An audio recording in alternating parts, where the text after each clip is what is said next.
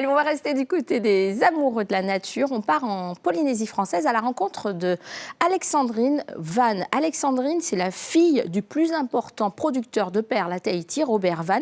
Et elle est en train de se créer un prénom grâce à son engagement dans le tourisme durable. Elle n'a que 26 ans, mais elle s'est formée dans le monde entier pour proposer aux touristes des séjours éco-responsables, proches des valeurs locales et soucieux de l'environnement.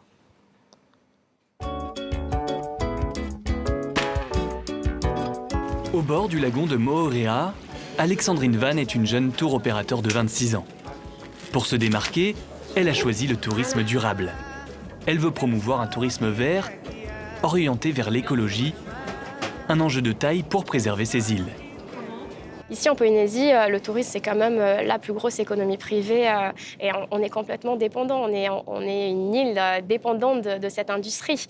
Donc si on n'arrive pas à gérer cette industrie pour en profiter les générations futures, et de toute façon on n'aura plus rien à vendre parce que nos lagons de Bora Bora seront devenus tout verts, où est-ce que ce pays va ?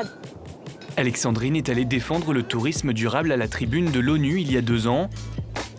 Aujourd'hui, elle propose des séjours éco-responsables aux touristes. Et là, il y a du miel. Ou de la confiture de fruits de la passion. Une immersion dans la culture polynésienne tout en préservant l'environnement. Le verre est désormais un bon outil marketing.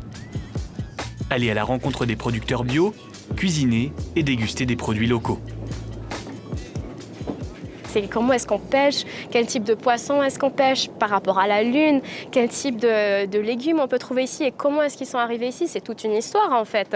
Le taro, alors du coup ils sont arrivés comment, en pirogue, mais comment est-ce qu'ils ont fait, d'où ils venaient. Donc en fait juste en mangeant quelque chose, tu as toute une histoire à raconter derrière. Parmi les activités proposées, le e-bike, une randonnée en vélo électrique pour ne pas polluer. Du coup, on va monter vers le belvédère. Donc, quelques petites explications là-haut. Vous allez apprécier la vue normalement. Et puis après, on se dirigera vers la chambre d'ananas. Et on ressortira par la baie de Cook. Ça vous va? Ouais! Ok, c'est parti. Magnifique.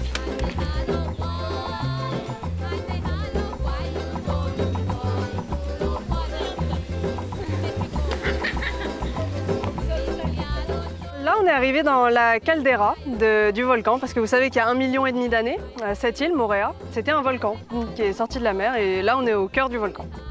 La Polynésie est encore préservée du tourisme de masse, idéal pour impulser un tourisme éco-responsable. On vit ceux qui bien sûr, qui veulent découvrir la Polynésie, mais qui veulent voyager différemment. Ça peut être des amoureux de la cuisine, mais ça peut être aussi des couples qui viennent en honeymoon, mais qui veulent juste pas être dans leur bungalow et commander un burger. Ça peut être des familles qui découvrent le monde et qui veulent découvrir le monde d'une autre façon. Avec Alexandrine comme ambassadrice, le tourisme durable a de beaux jours devant lui.